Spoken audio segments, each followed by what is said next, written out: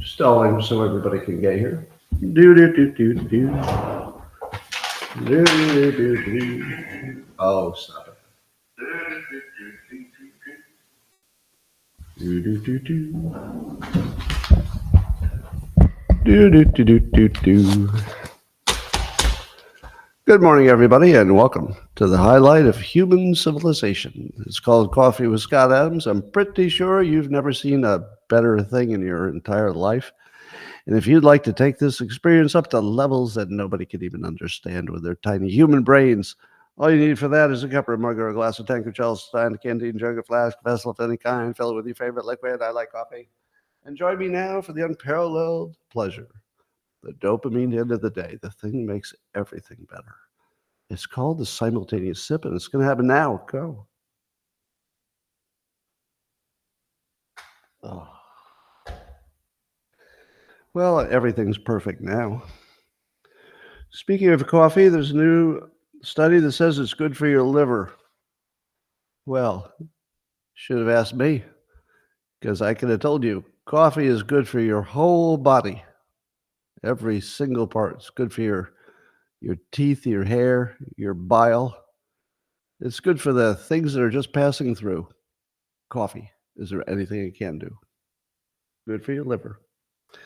Well, there's a study also that says that mentally stimulating work can stave off dementia. And that's why I'm here. I'm here for the medical benefits. Now, it would be financially possible for me to retire and sit around doing what? Putting?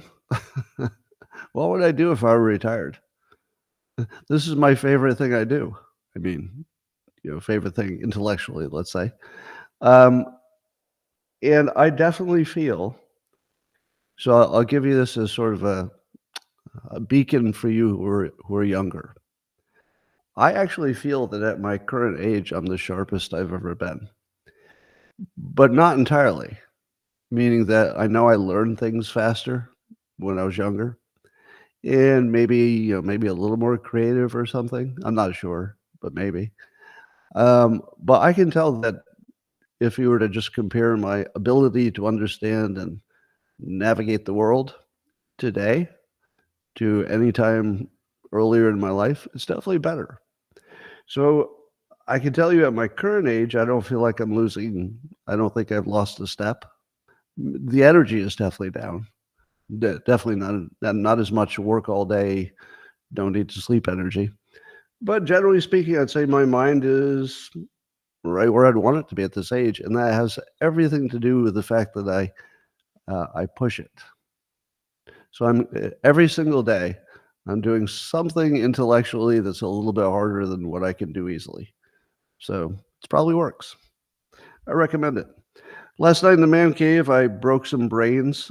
You may know, I'm not going to talk about free will or argue it here because everybody's bored with that. But I'm going to tell you just something that happened when the topic came up in the man cave last night. That's a private live stream for the subscribers of my Scott Adams Locals group. And what I told them was they can't learn to author the simulation until they lose their illusion of free will. And people said, what? How does that even make sense? What does free will have to do with managing the simulation? If we are in a simulation, what's any of that even mean? How's it connected? Well, here's how it's connected. If you believe you have free will, you're living in an illusion. And if you're living in an illusion, you can't control your reality because you don't know what it is. You have to understand your reality before you can author it. And free will is one of our most persistent illusions. Now, you might say to me, but Scott, that's not making sense. Because if you're authoring your environment, that sounds a lot like having free will. So you're saying I have to understand I don't have free will to actually author the environment, which would be like having free will. Like, how does that even make sense?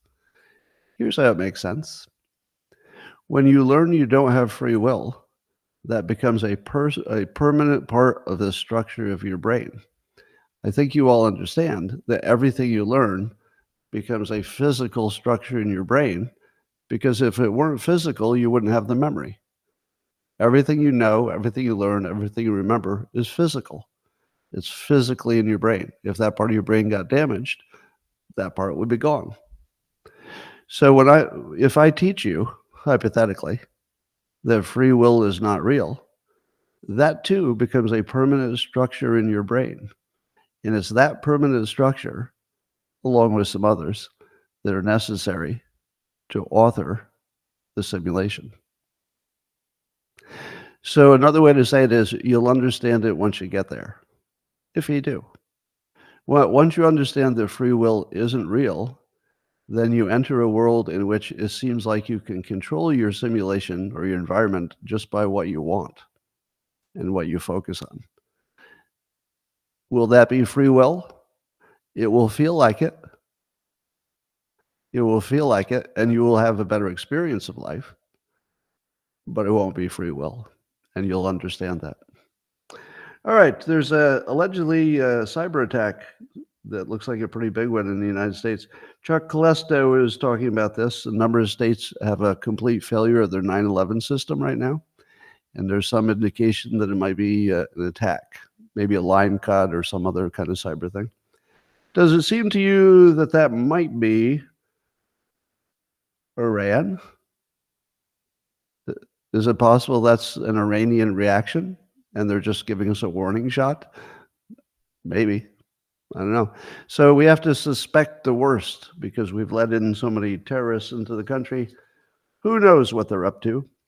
But if I were planning some major thing in the United States, cutting all of our 9/11 services would be a really good terrorist way to scare the hell out of us.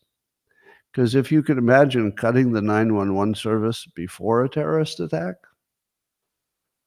that would be pretty messed up, but would also speak to state actors because it's sort of too big of a play for an individual terrorist. So if something happened that looked like an Iranian terrorist attack in the United States, and if it happened after this alleged rumors of 9/11 going down, that would look like a pretty sophisticated attack, which even if we couldn't identify who did it, we would probably suspect a state actor because of the complexity.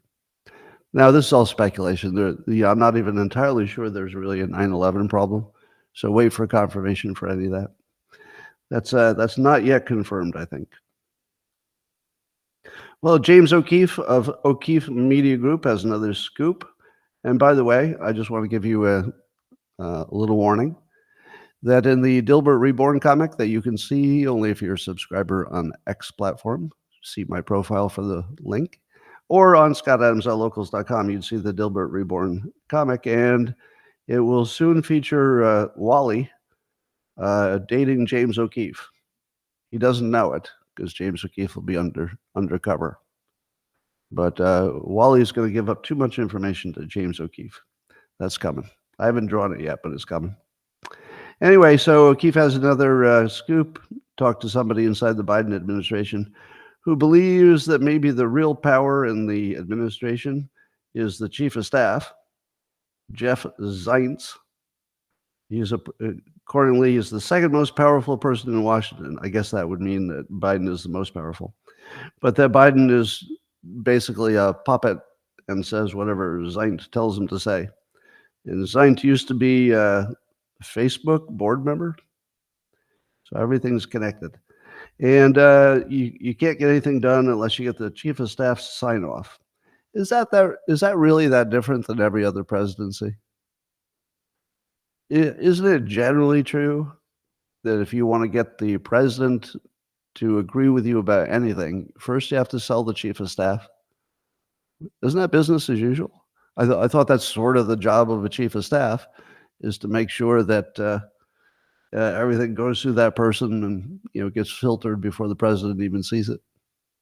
Anyway, so maybe it's much worse under Biden. It seems like it might be. But then there's also indication from the same source that Hillary Clinton is still deeply involved advising. And that, maybe she and Biden and Obama still have a much bigger influence because they have connections to the people who work in the administration. I think that's true. So I would say that this scoop fits almost exactly what I thought was true, which makes me worry about it a little bit because it's a little bit too on the nose. Didn't you assume that there was probably one person and maybe the chief of staff who was running things, and then maybe Obama and Hillary were, advising from the outside? So maybe it's exactly what it looks like. Tucker Carlson had a ex-CIA guy on, Pedro Israel Orta. He worked for the CIA during the Trump administration, and they said that the CIA didn't even want to recognize him as president. They didn't even want to put his picture up in their offices for a long time. It became controversial to even have his picture in your office. Now, do you think that the CIA is on the same side as the president? Not in that case. Nope. Nope, it doesn't look like it. It looks like the CIA has its own agenda. All right, here's a story that I'm going to laugh at this every time I see it because you're going to see this story in 100 more forms in 100 more places. And every time I laugh at what's left out. Here's a story from Politico that Trump is gaining with young people, and especially young men. So Trump has almost closed the gap with young men. And basically, it's a whole story about all the groups like people of color, et cetera, who are moving toward Trump. But then it says that Biden still has a strong hold among other groups such as white women and black voters and some other group. Now, here's what's missing with the story. The headline is always that they're about dead even in the national polling. They're within a few points, no matter, depending on the poll. And yet every sub-story is about a major group that's moving toward Trump. And there's never a story, I believe not one, in which anybody was moving toward Biden. So look for this in the stories. The story will be, this group has massively shifted toward Trump, but they'll never mention anybody who's moved toward Biden. And yet the total number stays the same. How is that possible? At a certain point, it's possible because if Trump is catching up, it makes sense as part of the catching up story. But they've been dead even for a long time, haven't they? If they're dead even for a long time, and one of them keeps gaining in subcategories that are really big ones, how can they stay even at the top line? There's definitely something wrong here, right? Am I the only one noticing that the top line doesn't change when all the bottom line changes? How's that? It's not possible unless there's something unreported. So unless there's some group that's moving toward Biden that we're not being told about. And I don't think that's the case. Do you? Have you heard of any story of any demographic moving toward Biden? I've only heard that he has a commanding lead in some group or another, but I've never heard that they're increasing the lead. Yeah, there's something very wrong with everything we're being told about these numbers. Something very wrong, very suspicious. Well, here's the weirdest story. I don't even know what to think about this, but Jim Brewer was on Roseanne's podcast, and Jim Brewer had worked with Dave Chappelle at one point, and here's what he says. This is what Jim Brewer says. So you all know the story about Dave Chappelle had his popular TV show, and then he, instead of taking a big offer to renew it, he just disappeared and went to Africa for a while. And everybody said, what's wrong with him? Is he crazy? What's going on? And Jim Brewer says that Dave Chappelle told him in private that an elite group of people came to him and sat him down to, quote, correct him. And that was a phrase used, to correct him. And and then he vanished and went to Africa. And that when he came back, he was different. Do you think that an elite group of people sat him down to talk to him and correct him? And that was such a dangerous situation that he had to leave the country? How many of you believe that's true? I don't believe that's true. Yeah. I'm gonna say no on this one. Yeah. I won't say it's impossible, but until you hear from, Chappelle, you should probably treat it like it's not true. If Chappelle says it, I'm definitely gonna pay attention. Now, obviously, if this is true, he wouldn't say it, right? Because the whole story is he would never tell you because it's too dangerous, whatever it is, whoever this group is and whatever it is they wanted. But does anybody even have a theory for why anybody would have wanted to stop Dave Chappelle? What the hell was Dave Chappelle saying that was so dangerous? Or what was he doing that was so dangerous? Was he outing anybody? Was he outing a pedo ring, or was there anything he did that was controversial that I'm not aware of it? So I'm going to say I don't believe that story. That'll be my take. That's my current take. I give it a 75-25. 75% chance no, 25% chance maybe there's something there.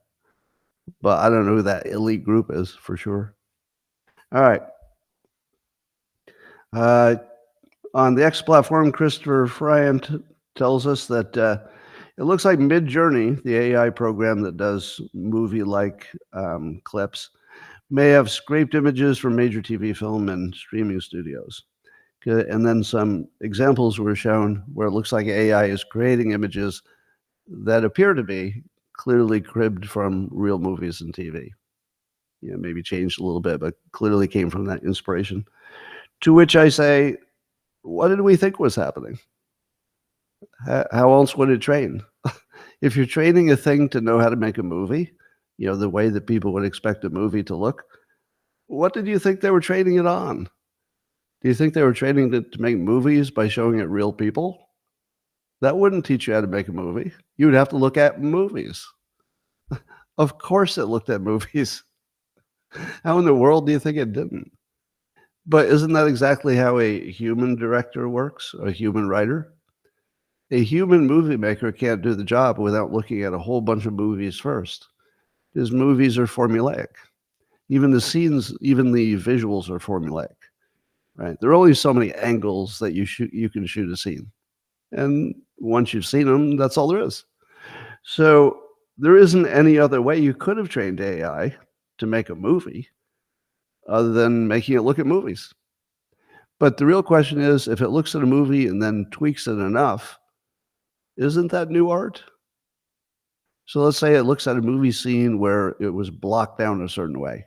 It's like, oh, there's a tracking scene and it shows the star walking through a crowd, and then the tracking shot goes from above. So you could imagine that it would use the same, let's say, schemes and techniques, but change the characters and change the movie and change the lighting and everything. It would be a new scene. So, but this is part of a larger topic, which I like to bring up, which is if anything can stop AI, it'll be lawyers, because lawyers are just going to be all over AI. In fact, the only way that AI could survive, in my opinion, is that it was created by a company that became so big so quickly, it would have infinite assets to fight the legal battles. If you were a startup in your garage, let's say Brian Romelli comes up with his own AI model, it wouldn't be hard to stop Brian. Or just one person. All you need to do is lawfare him out of business, and he would give up. But you can't really lawfare out of business a multi-billion-dollar company. So if AI had not become somewhat instantly a multi-billion-dollar asset, it would have been killed in his crib by lawyers. But at this point, it's bigger than lawyers. It's sort of the Uber method. The Uber shouldn't have been able to work because it couldn't really compete with taxis because it was illegal. It was just against the law. But they became so big so fast that the lawyers didn't have time to like catch what was going on. And then they had so much money that they could fight lawyers and beat them because they had more money and more lawyers. So look for that situation. There's some businesses that you just can't do if you start small. You almost have to start big.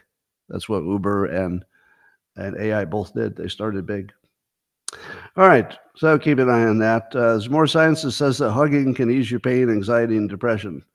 Let's add this to the science that you could have skipped by asking Scott. Scott, we were thinking of putting a whole bunch of money into studying hugging to see if it makes you feel better. Well, you don't have to do that because I can tell you it definitely does. Oh, thank you. You just saved us a lot of money, Scott. So really, if you were to compare the entire field of science to just asking me for my opinion, it'd be about a wash. I don't get them all right, but neither does science. Science is about a 50% proposition at best. You know, papers that are peer-reviewed and accepted are only right about 50% of the time. How often am I right? Well, on most of the lifestyle stuff, I'm right almost every time. Almost every time. For example, will there be a study coming up that shows our food supply is not healthy for you? Yes, there will. Even today, there was another study showing that there's all too many things in your food supply. Do you think I could have told you that? Yes, I could have. 100% right. Do you think they'll find out that alcohol is bad for you in any amount? Yes. And I could have told you that because I did 20 years ago. So yeah, hugs are good for you. Surprise. All right, again, the funniest story, which I'm going to keep telling you about, even if you don't like it, is Bri.AI and his new Orifice.AI device. Now, it's a sex toy, and the funny part is what the public is responding to. So it's becoming sort of a public, at least on X, a public battle where people are so mad about trying to, living in a world where men would be using these devices. Now, here's what's hilarious. I forgot that the name of the product is Orifice. He actually named the product Orifice, and it's a and it's a partial replacement for women, like human women. It's just called Orifice. And here's the funny part. It's so insulting. It's so amazingly insulting that he's building a company to replace some portion of human women with a hole.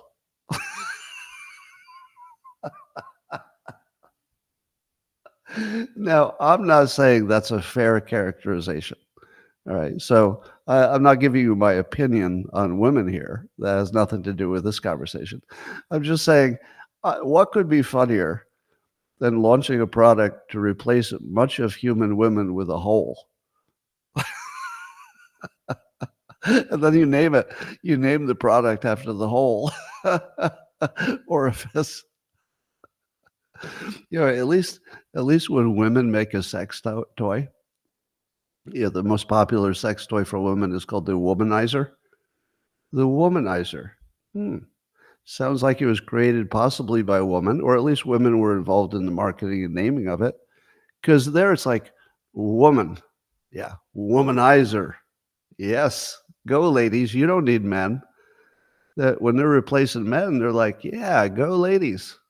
Go ladies. You don't need men. You can do it yourself with a womanizer. Yeah, you're more woman than you've ever been. You're womanizing now.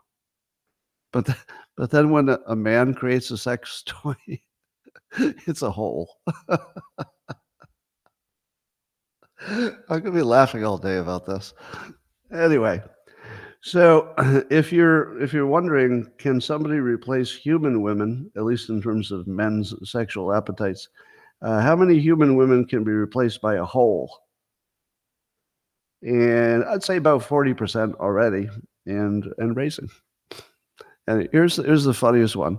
There was some angry woman. I saw this the other day. There was an angry woman who was attacking Bri.AI, for his product, the Orifice, and just gave him a whole bunch of trouble for it.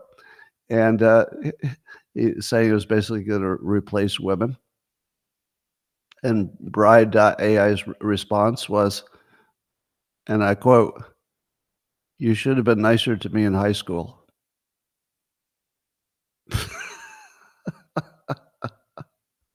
So he invented a replacement for women. It's called the hole or orifice. All right. I'm, I'm just saying the whole thing is so funny because it's so offensive intentionally that people aren't catching on that it's intentionally offensive. So they're reacting as though they don't know that they're the marketing. Anyway, ESPN's Stephen, is it Stephen? I never know. Is it Stephen A. Smith? Is he a Stephen or a Stephen? That name always confuses me because it can go either way, right? Stephen? I don't know.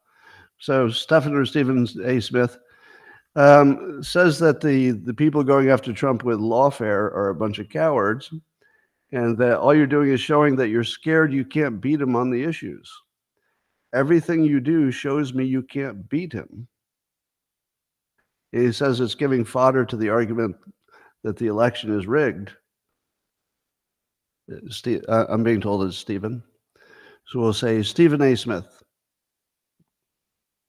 So he's completely right. He's completely right.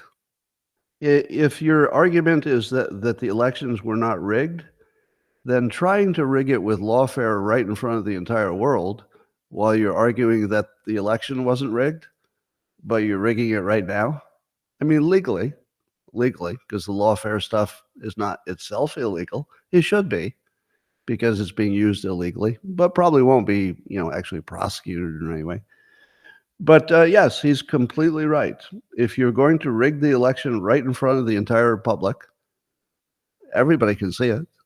We all know that the lawfare is about the election. It's not about anybody having broken any laws that anybody cares about. Nobody cares about Stormy. Nobody. Nobody cares about his phone call. Nobody cares about the loans he made to banks that were very happy to do business with him. Nobody cares about any of it. Nobody cares about his documents at Mar-a-Lago. Not really. I mean, not real people. Nobody really cares. So it's obvious that it's all political. And yeah, he's right. But here's what I would have to say about Stephen A. Smith. And I apologize to him for getting his name inaccurate at first. That's what a leader looks like. I always say that Black America doesn't have a leader. Now, they do have, people who are prominent, but they're really not good at it.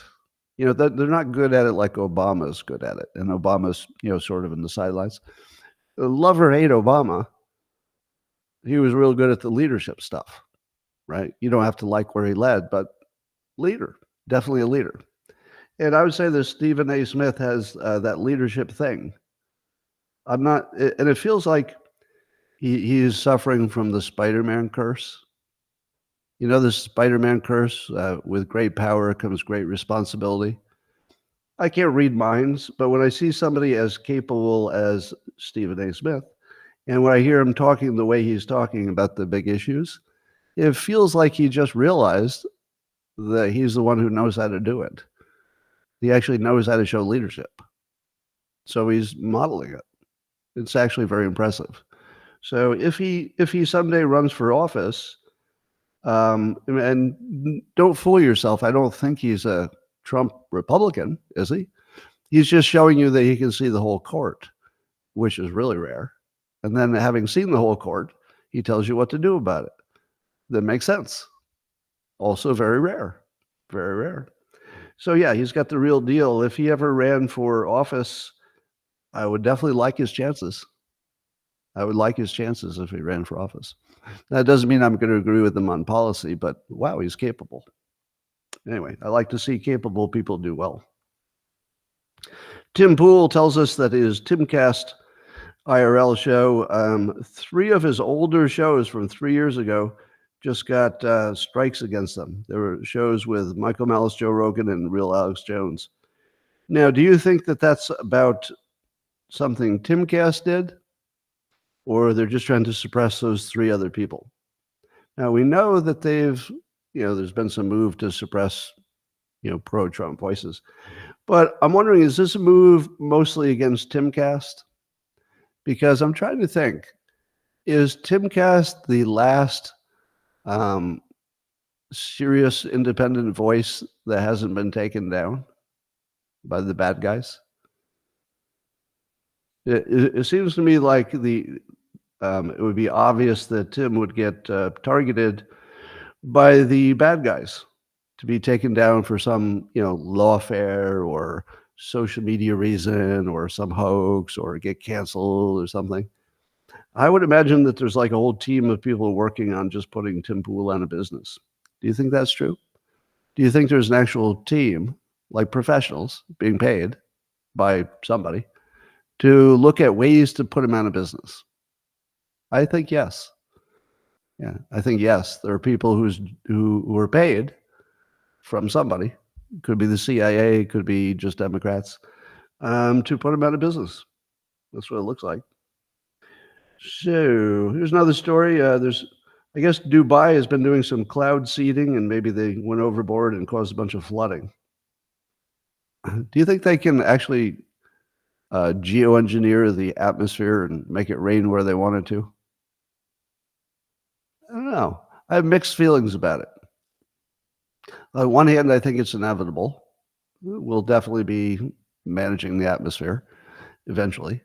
On the other hand, I think maybe we're not ready, so we might, destroy the world trying to make it better.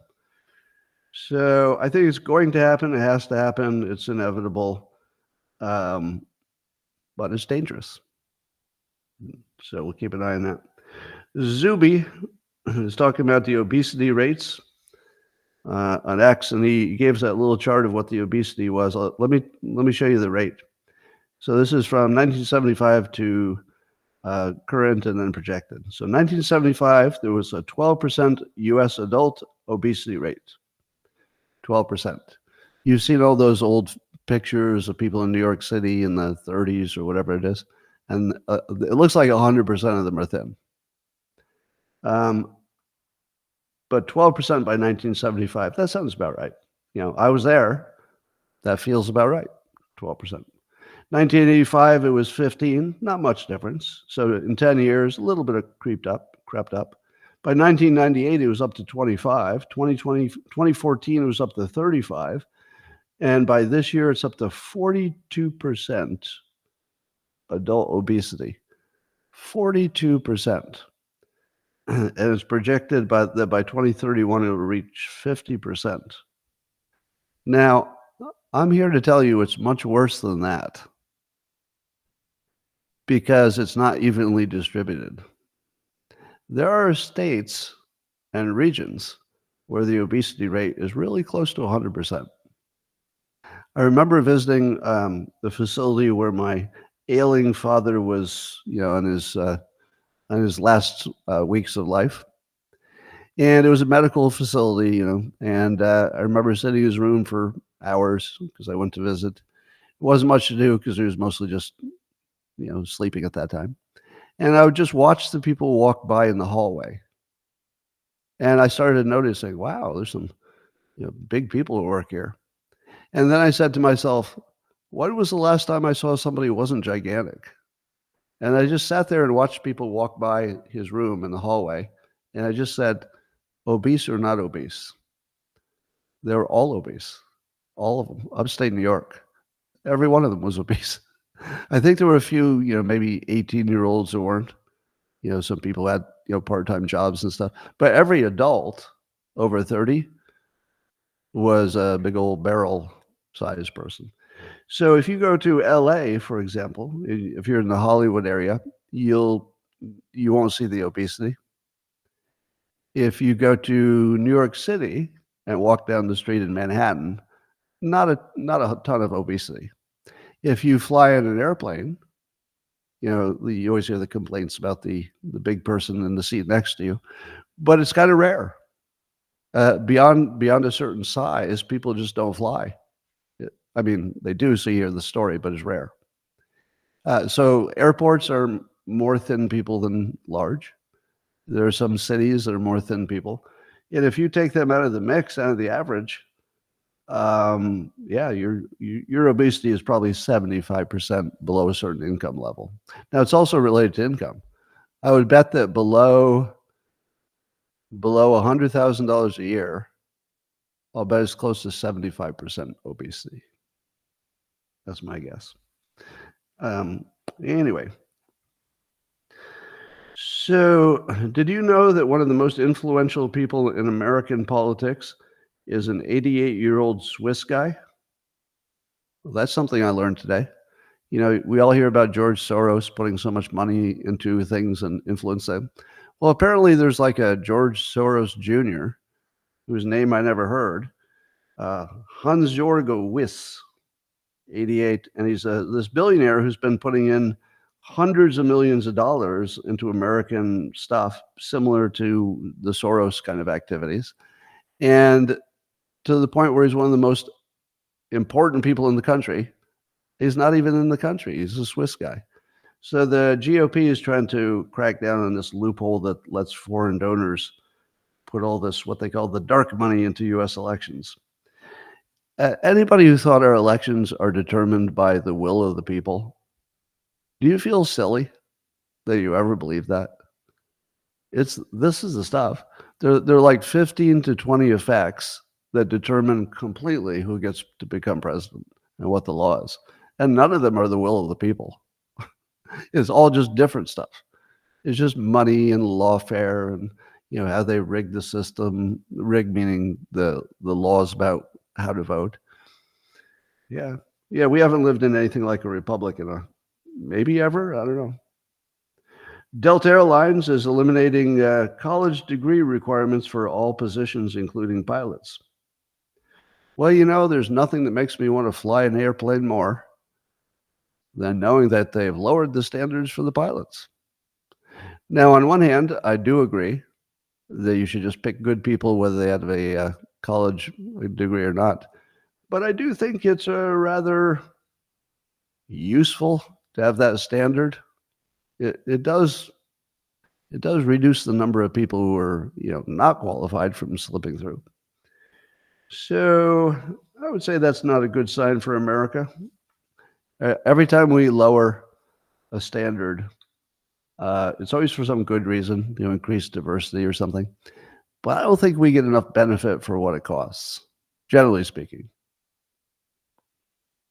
So you heard the story about those 28 Google employees who occupied a seat, one of the executive offices, and they were mad because Israel is still, that Google is still doing business with the Israeli government.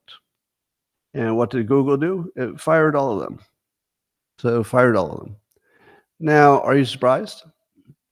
Because you think, oh, Google is so liberal and blah, blah, blah. Well, I wouldn't be surprised. No, I think Google just did what every company would do in that situation. Yeah. So they violated their internal standards, and that was good enough to fire them. So good for Google. I don't think that it fixed anything, because Google apparently is completely rotted. Their employees are rotted from the inside. They're all woke, mentally ill people for the most part. Speaking of that, the NPR CEO, Ms. Mar, we find out more about her. Apparently, she was a member of the Atlantic Council and the WEF. And she gave a speech at the Carnegie Endowment. That's a group. Now, if you've been following Mike Benz, you would know that at least the Atlantic Council and the Carnegie Endowment are just straight up CIA entities. Basically, they're just intelligence entities. So it would seem that Ms. Mar is very deeply embedded with the intelligence part of the world. And she was in charge of Wikimedia. So she was the head of, you know, all knowledge for Wikipedia, and then the head of NPR.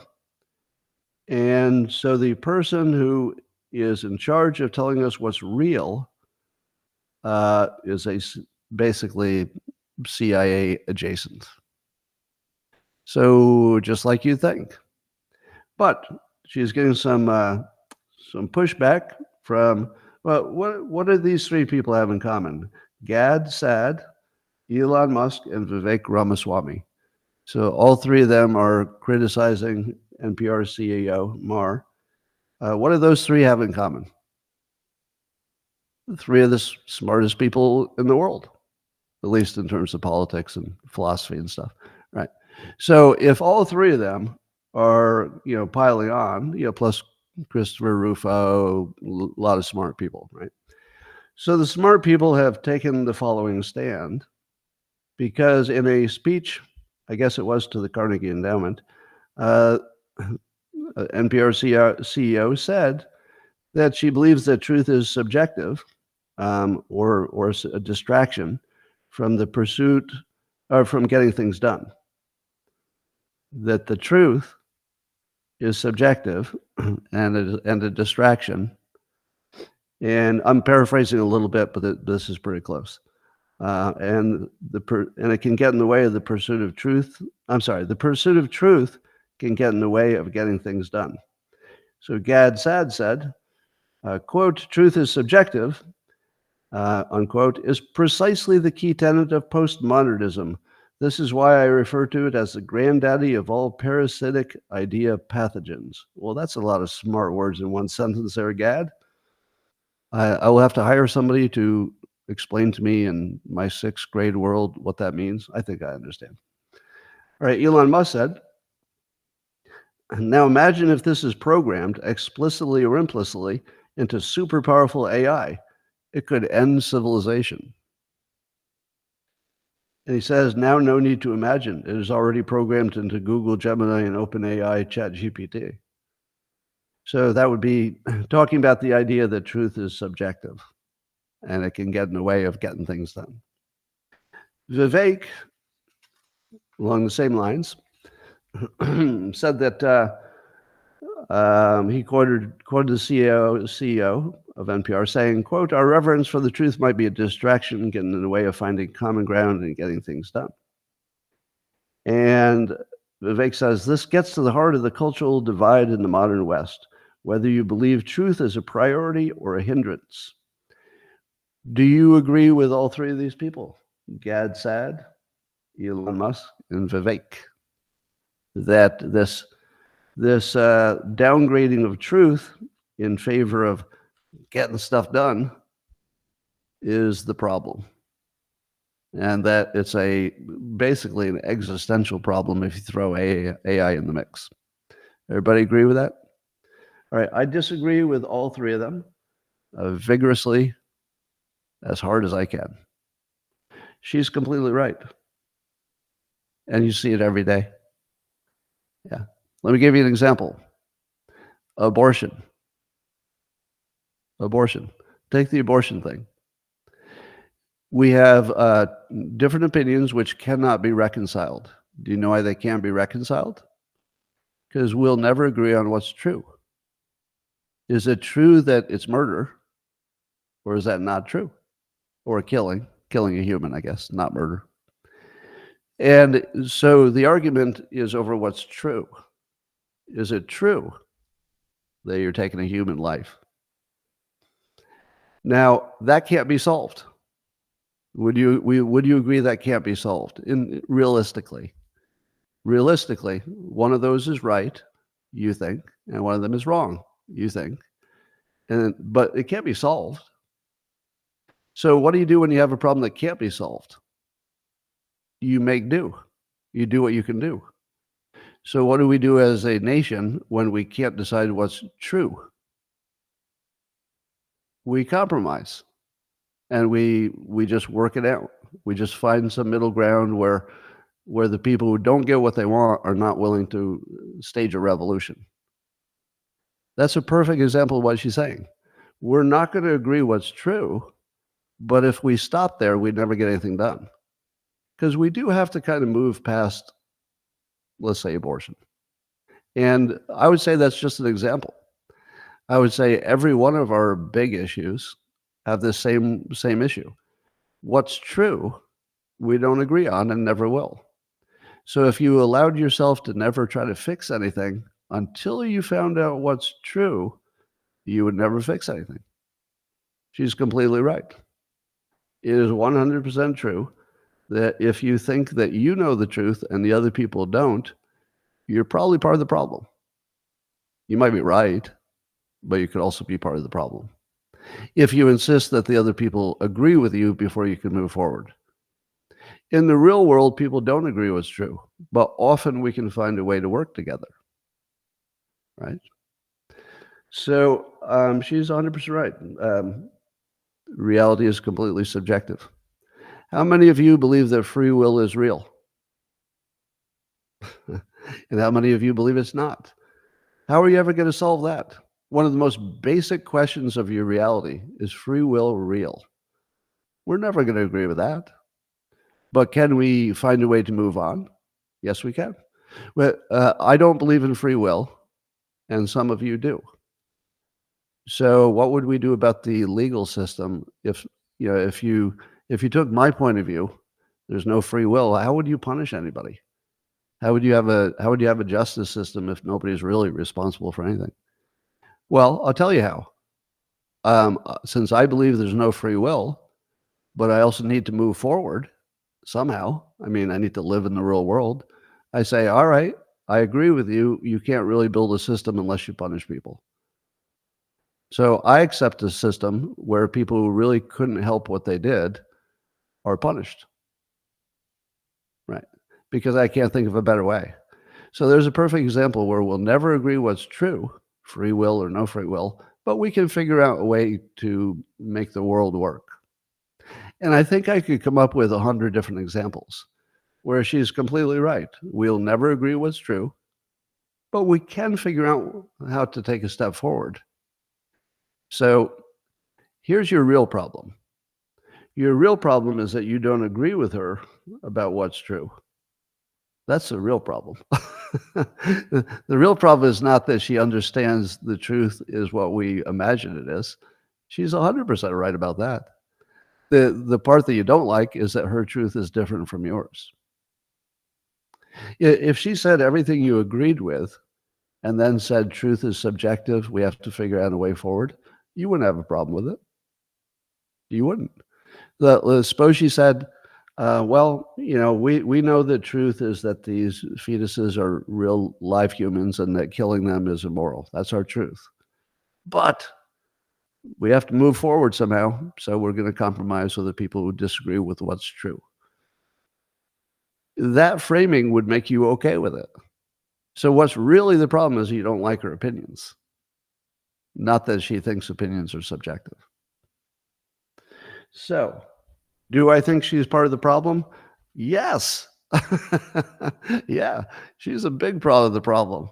She is not just specifically part of the problem, but she represents, as a number of people were saying today on X, she represents a whole infection of people who have a certain point of view, which I find destructive. Right. But the fact that I find it destructive and I think that's true, does that matter? Nope. What will matter is who wins the election and who has power. That will matter. So I'm working on who wins the election and who has power because I can't change what's true to somebody else. All right. This is why you watch my show, by the way. I remind you that these uncomfortable things where I'm completely on the other side from you, that's why you watch, because you're not going to see it anywhere else. I mean, if you get a steady stream of Republicans are awesome, you're not getting smarter. You need somebody to tell you when your side is getting off the track a little bit, right? That's the useful thing. The useful thing is finding out when your own team is wrong, because you always think the other team's wrong. All right.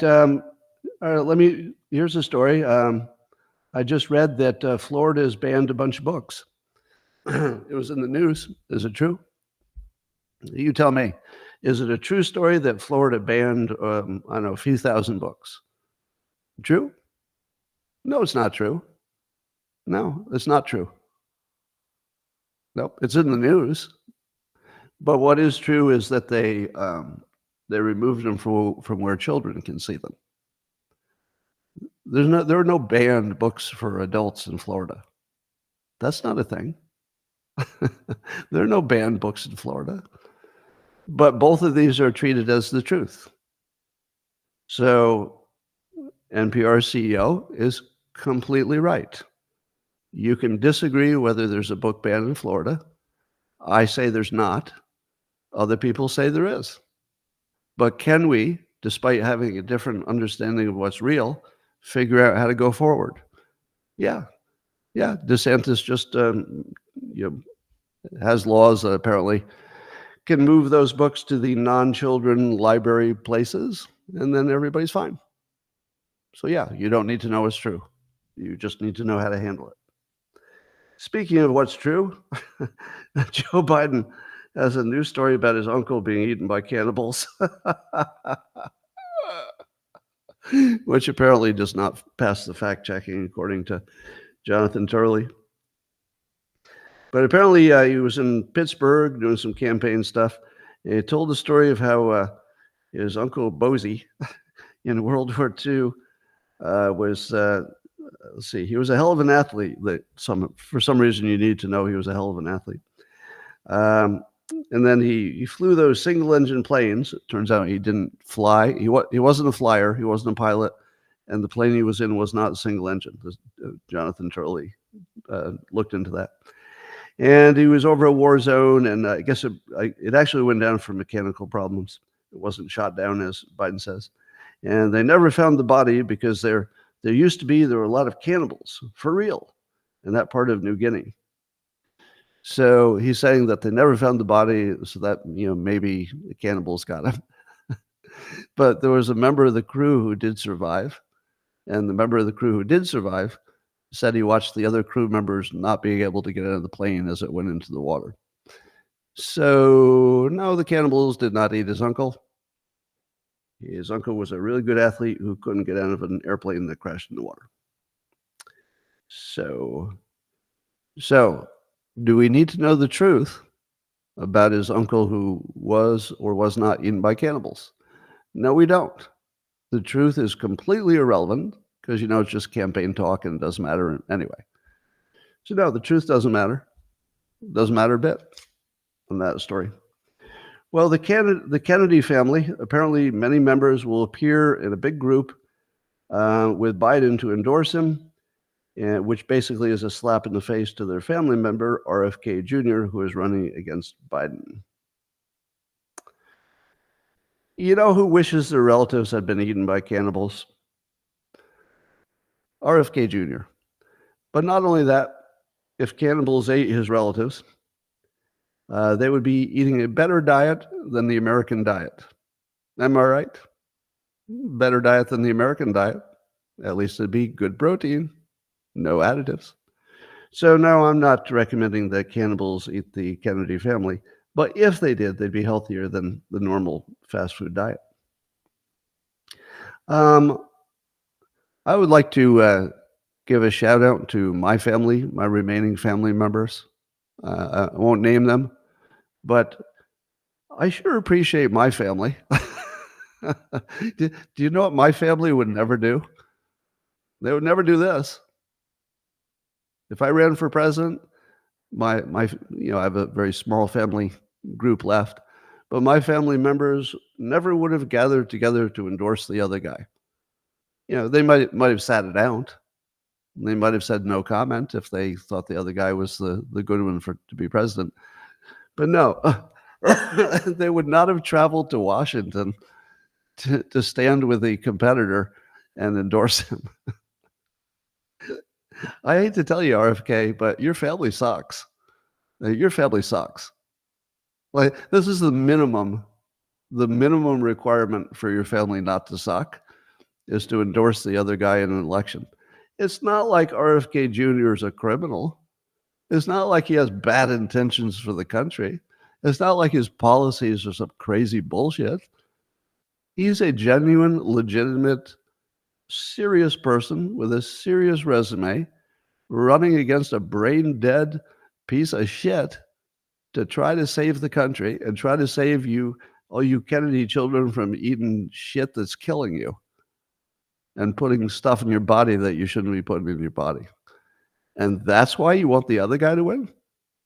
He's just trying to save children?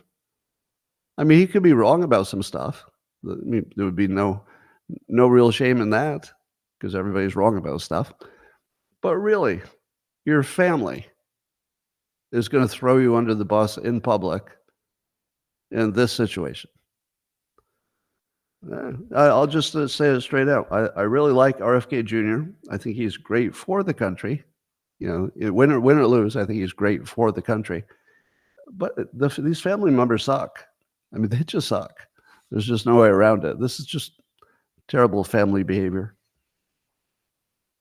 Speaking of RFK Jr., he's saying again, unambiguously, on another podcast, that the CIA is guilty of murdering his uncle, JFK.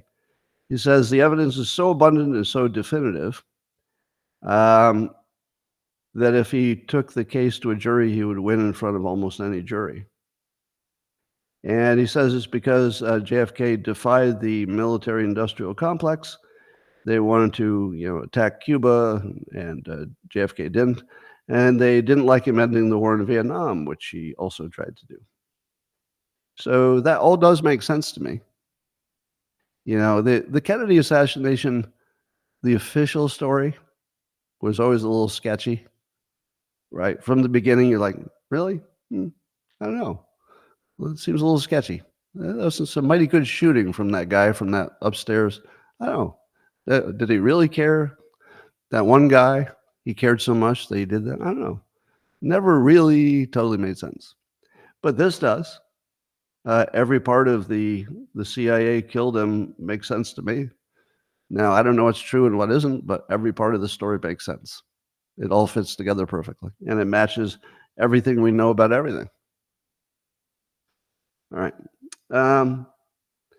So I don't see how those same people can allow RFK Jr. to become president. So he is in mortal danger.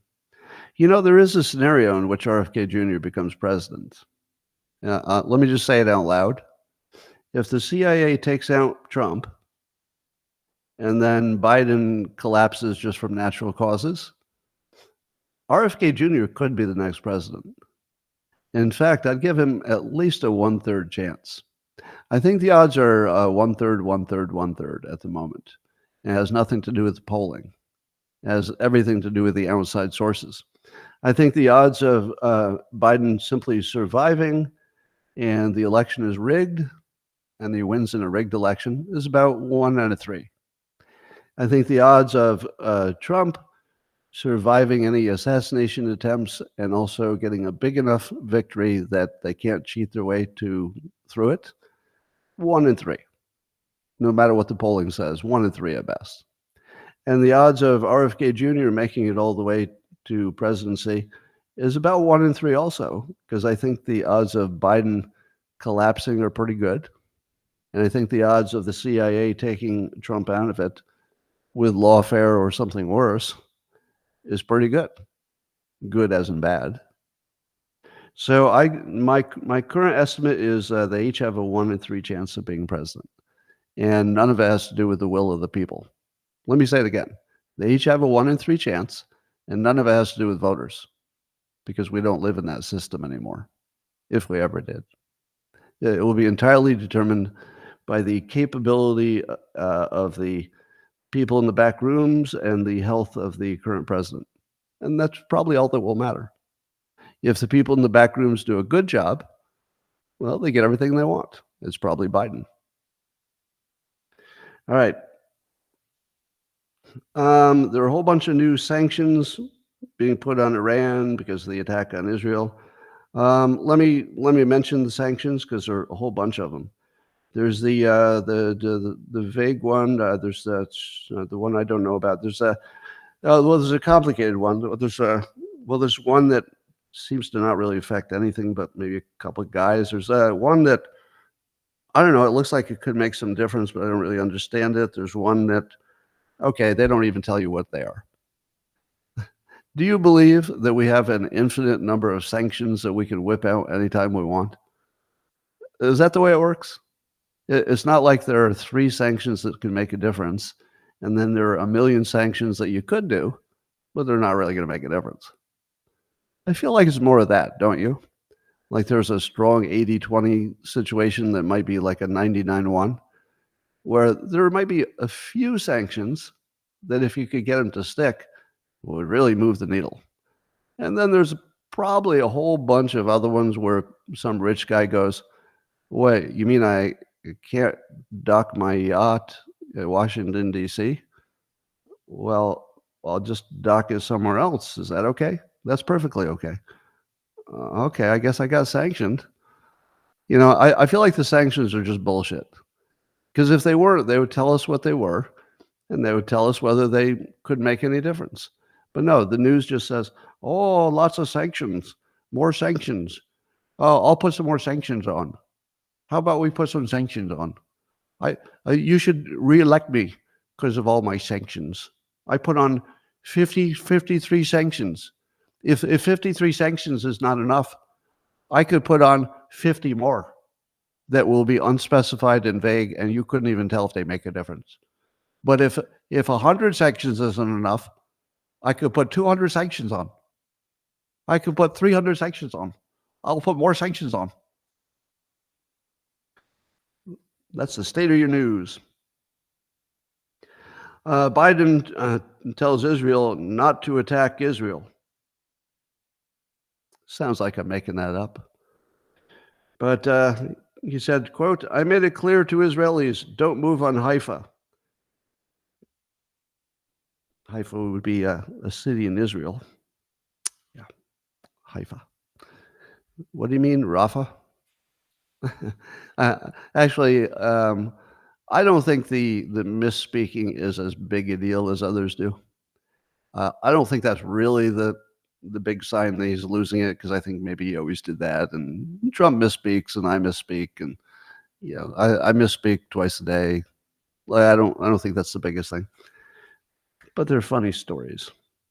Babylon Bee reports that the Biden campaign has a new slogan. They tried a number of things: build back better, no malarkey. None of them really felt like they captured the spirit of what's going on. But as the Babylon Bee reports, the new slogan seems to really capture it perfectly. The new slogan is "Death to America." If you're not familiar, the Babylon Bee is a satirical news outfit. And what I mean by satirical and what I mean by parody is it looks exactly like the real news. No real difference. All right. There's a story that the prosecutor in California, the California DA, dropped this so-called bombshell election data case because it might help Trump. So there's some whistleblower. So apparently there was some case about somebody involved with the electronic part of the elections had sent some data over to China, some American election data, sent it to servers in China. Now, I don't know all the details of that story, but the reporting is that the only reason they didn't prosecute is because it would have made a story for Trump to talk about politically. Maybe. I'm willing to believe that. CBS News is reporting that some members of Congress who led the investigation, the January 6th committee people, that they've already told their family, they've talked to their families about their safety and the risk of their arrest if Trump wins a second term. Do you think the January 6th committee is at risk of imprisonment if Trump wins a second term? Do you think they're at risk of imprisonment for investigating him the way they did? Yes. Every one of them belongs in prison, and it's really obvious. Really obvious. Do you want some evidence? Well, turns out came to the right place. Here's some evidence that the January 6 people belong in jail. There's a National Guard captain who's testifying to Congress, and he says, quote, "I can say unequivocally that the Inspector General's review," and that's the review of January 6th and all that stuff, is riddled with inaccuracies, misstatements, and perhaps false flags and narratives regarding how critical Pentagon senior officials responded when our republic was under great stress. So his claim is that the President of the United States had pre-authorized the deployment of 10,000 National Guard troops just in case things got out of hand. Now, do you remember any part of the January 6th proceedings in which the public was informed that the person they said was trying to conquer the country had been, in certainly verifiably documented, no question about it, had tried to get 10,000 National Guard people there to prevent any kind of violence? Now, that's true beyond any doubt, I think. And that would make the entire January 6th narrative that Trump was trying to conquer the country look ridiculous because he had authorized 10,000 people to prevent something from happening at the Capitol. Do you know why those 10,000 were not sent in the end? Well, according to the whistleblower, it's because the Pentagon delayed dispatching them over the concerns for the optics. The optics. What do you think would be the concern for the optics? Now, it doesn't matter what they were thinking, does it? It doesn't matter if they were thinking something that was good for the country or bad for the country. What matters is the military is the one who left the government unprotected. Let me say it again. The U.S. military, intentionally and fully understanding the danger, decided at the management level to leave the members of Congress unprotected. Now, smart people say the only reason you would do that is to make a case against Trump. Now, I'm not sure that's the only reason, because, regular incompetence and miscommunication and stupidity and, it's a complicated world. But it certainly tracks. Like, it fits the facts. I don't know if it's true, but it fits the facts that the military was part of a larger operation to make sure that Trump was squashed forever and couldn't come back. But whether or not the military was thinking of a way to protect the republic or to just get Trump, that is irrelevant to the fact that we have conclusive, multiple witnesses and documentation that President Trump was trying to protect the Capitol, and he was prevented from doing that by his own military. Which is called what? An insurrection? What's it called when the military refuses an order from the commander-in-chief because doing the order would be good for the country and the commander-in-chief? I don't know. To me, it looks like a coup. Looks like treason.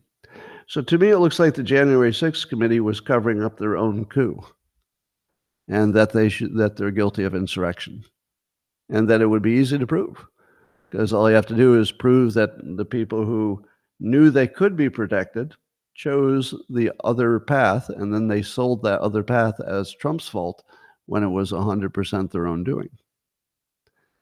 If there's no crime in that, then you might as well just open the jails. It's the most criminal act that I've seen since that video of the dead guy at the bank. Have y'all seen that? I think it was in Brazil or somewhere. Somebody wheeled a dead guy into a bank and pretended he was just sleepy to try to get him to sign a loan. And put the pen in his hand and holding up the hat. The guy's just dead. He's literally just dead. And he's sitting in front of the banker. And it makes you wonder what the banker is thinking. Should I check if he's alive? Because he looks dead. And he must have been fresh because he didn't have rigor mortis.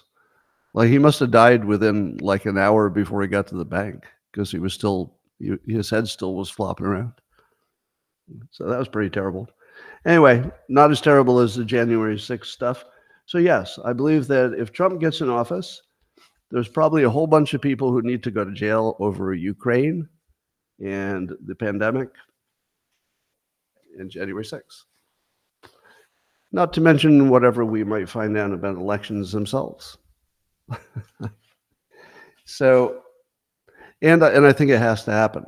You could imagine a time when I would have said, I don't think that the president should throw in jail the other team because it's a bad look. Not if they do this. If the reason you're throwing them in jail is that they tried to throw you in jail on made-up charges, then yes, if you win, you can put them all in jail. I think that has to be the rule. In fact, we should encourage that, not discourage it. If the thing you're putting your opponent in jail for is that they tried to put you in jail for nothing and got caught, absolutely. They all belong in jail. Every one of them. So I'm down for that. And if that destroys the country and creates massive riots, I'm down for that. I'm down for that. Yeah, if all of like business shut down for months because there was wild, let's say, protests in the street and violence, and let's say even hundreds of people got killed, I'm down for that. Yeah, I don't want anybody to get killed, and I'm against violence of all kinds. But if you ask me, would that be the right play to put them all in jail, even at the risk of massive disruption to the economy, massive disruption to life as we know it? Yes, that's totally worth it. Because the alternative is much worse. Much worse.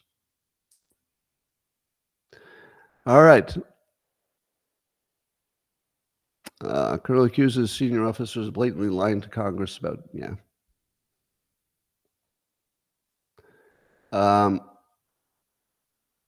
Yep, I think Mark Milley